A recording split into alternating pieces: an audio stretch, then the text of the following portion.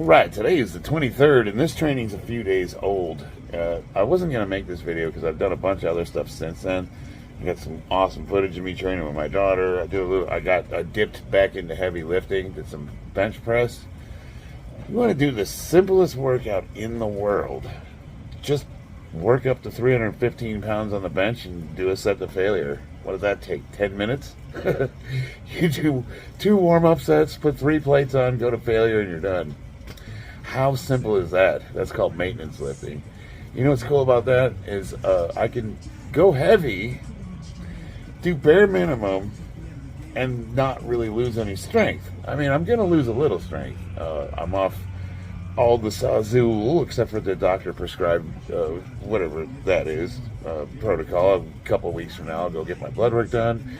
We'll make the adjustments. I'll be on just regular old TRT. And I expect I'm going to probably lose a little bit of strength. But if you do proper maintenance lifting, if you do decide to compete again, you just go right into it. And you'll get back to where you were in no time. And you'll be stronger. The plan is I'm going to do this smart so that I actually gain strength for my next meet. And so far, every single competition, I have PR'd in some way. I've either bumped the record up or my total's gone up. Something has gone up every single competition. And I'm still making gains. I'll be 50 this year and I am still PRing. Now, what I'm showing here, this is what I do mostly. I follow what's called the 80-20 rule. I do that with my diet. I do that in life. 80% good, 20% do whatever you want. Essentially. So most of my lifting is this stuff right here, physical therapy. Now here I'm doing what's called the seated good morning. And it's just like a regular good morning, except for you're seated. So you have your legs out in front of you. And the whole idea is to stretch that posterior chain. These really, really hit the hamstrings. Oh man, they feel wonderful. Now the trick is you want to keep that back flat. The weight pulls you forward and it wants to curve your back. We're not trying to like touch our head to our knees per se. We're trying to really pull that back apart and pull those hamstrings. You know, it just feels wonderful on that. Now, I have issues with my lower back, and usually after I'm squatting super heavy, things like my piriformis is really tight, which strangulates the sciatic nerve. You know, most guys our age suffer from some form of sciatica because all that stuff in there is super tight and it just chokes that nerve off. And sciatica is a symptom. There's something underlying, and it could be damage to your spine. It could be muscles that are super tight that are choking it off. It could be, lack of stretching. It could be all of the above. You can solve one problem and still have 3 or 4 contributing to it. If you get to about, you start getting into your 40s, your 50s, and you aren't the type of person that's addressing that, it could be compound issues, and sciatica sucks. Man, if it kicks in, it can totally debilitate you. You could be the most athletic person in the world, and you get some sciatica, and next thing you know, you're walking around with a cane. So I do a lot of stuff to try to really keep all of that loose and limber. I'm doing split squats. I'm really trying to get a nice stretch on the quads when I dip into it. So you want to get your foot up high and you want to really get into that range of motion. And then I go right into Jefferson curls. Now Jefferson curl is basically a deficit deadlift, but what you're allowing that weight to pull you down and stretch that whole back out. And then when you come up, you want to hinge. You want to pull from the from your posterior chain and not your back. So it's like you're stretching your back, you're pulling with the glutes and the legs, basically. Just like a deficit deadlift. And these are wonderful. Lightweight, let it stretch your back. Awesome for physical therapy. Anybody can do these. And I highly recommend them for people that have issues in their lower back and their hips, and they're really trying to work on that. This is a must-do exercise. So, not only will I do these the standard way, which is holding a weight and just doing a deficit deadlift, I'll also split the lift up and I'll do them single arm where I'll pull to one side and I'll force that to stretch, and then I will stagger my stance in different spots and turn the legs and the feet out and I'll work the entire range of motion. And usually when I do this lift, I will steadily spread the legs out more and more, and then work into what's called a horseshoe squat.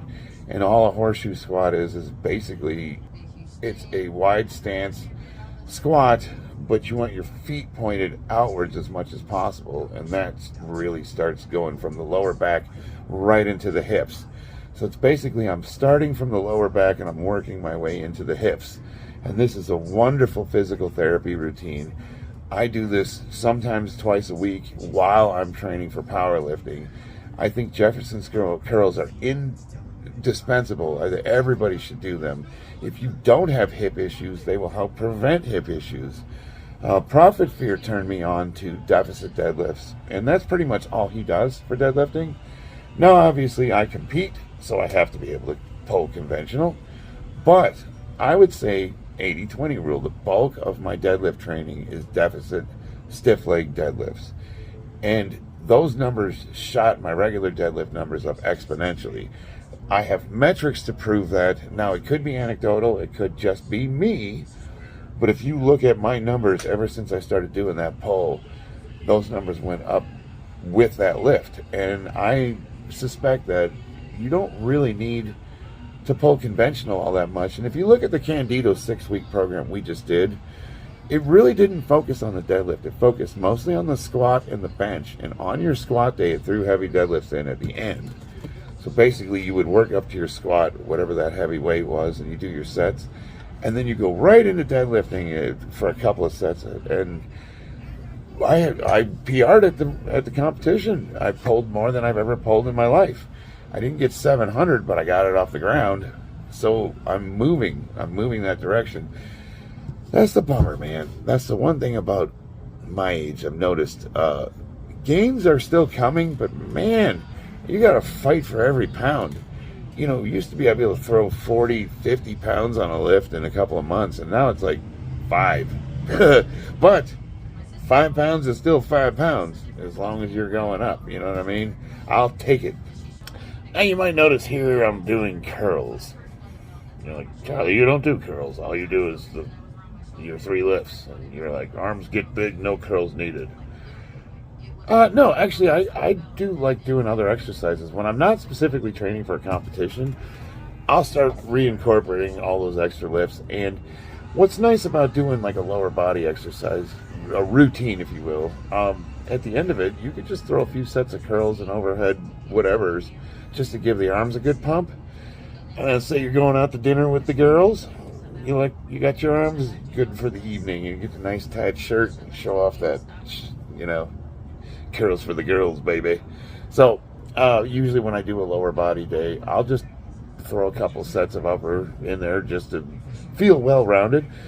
Likewise, when I'm doing upper body, I might end with a set of body squats or some goblet squats or something just to get the lower body in.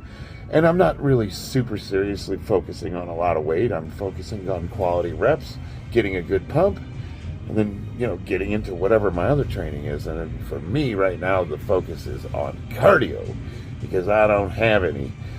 What sucks about powerlifting, you get super strong, but you gas out. You're not focused on cardio. Any cardio I did was just to maintain my weight class. Well, now if I'm going to get healthy, I really got to start getting after it. My wife wants to go hiking. We go to Desert of Fire. We go to Red Rock. We go to Mount Charleston. We're out there climbing rock, getting up there in the mountains. The air starts getting thinner. Got to be able to breathe. Well, I'm not in the best condition for that right now. Today, I have to go to a chili cookout in Overton, and me and my buddy Steve, he entered us into a tug-of-war competition, and it's me and him versus everybody else. And I don't know why he thinks that just because we powerlift that we're going to be able to overpower a bunch of other dudes, but I'm down for it, man. So I'm going to try to get video of that. I think that'll be interesting. Steve's a big boy. We're both pretty comparable in strength. He's got me in size and youth. So him and I against 4 or 5 other guys, let's see what happens. One of 2 things is going to happen. Either we're going to dominate them because they're not that big and our strength combined is going to be enough, or we're going to get manhandled. So it'll be interesting. And either way, I'll get it on video and show you guys. So moving forward, exciting news. I'm actually in a boxing club. I met some people at this competition, and they get together and they train. I'll be training on Wednesday at 5 o'clock at a place called Rhino Fitness, I think is the name of it.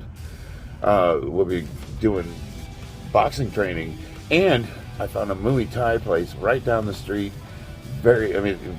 Las Vegas is where the UFC is based, and there's a ton of schools, and they're all affiliated with the UFC. So they're all pretty much legitimate, and I found a place right down the street. They train kids. I cannot wait to get my daughter involved into it, and she's banging on the door right now. She just can't let me do this video without interrupting me. I love her to death. Come on out, Della. She just will not take no for an answer. I asked her to give me 10 minutes and let me finish, and you just won't let me. Well, I asked Mom, and she wanted me to ask you if anyone can come. Oh, yeah, that's fine. You see she's got her chili painted on her face, so we're getting geared up to go to the Chili Fest. I love her to death, man, but she just doesn't listen. She came out and I said, hey, you interrupted my video. I got to start over. So then she came out again to apologize, and now she's come out a third time. She just won't let me do this. I love this kid, but man, she just doesn't. She's like Dad. No. She's like Mom. That is definitely Mom. Yeah, that's definitely a mom trait. What can you do, man? I love her. She's my little girl. I let her get away with murder.